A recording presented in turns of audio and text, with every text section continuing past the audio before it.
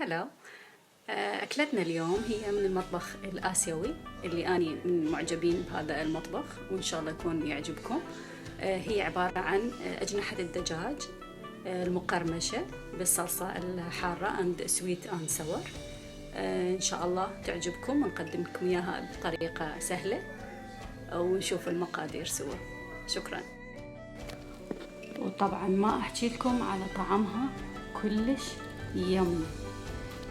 أول شي نبدي نتبل الأجنحة بالدقيق اللي هو متبل بالبهارات المكتوبة عندنا هنا، ونبدي نقلي بزيت حار على درجة حرارة وسط، لا كلش عالية ولا ناصية، إلى أن يتحمر ويستوي الدجاج مثل ما شايفين، أو الأجنحة مثل ما شايفين بالطريقة هاي. ونبدي نسوي الصلصة مالتنا اللي راح نتبل بيها الأجنحة. أول شي ملعقة كبيرة زيت، ربع كوب كاتشب نحطهم على النار، ونضيف لهم ملعقة كبيرة صويا صوص، هاي الصويا صوص.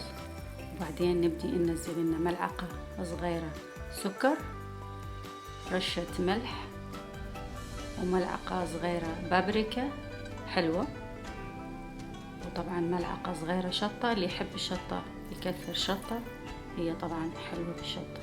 وهذا اختياري، الصوص اللي هو سويت اند ساور اختياري، اللي يحب يستخدمه او ما يحب يستخدمه بكيفكم. وملعقة كبيرة خل، ونبدي نتركها على النار شوية 5 دقائق، وننزل الأجنحة مالتنا المقرمشة، وهذا شكلها فظيع.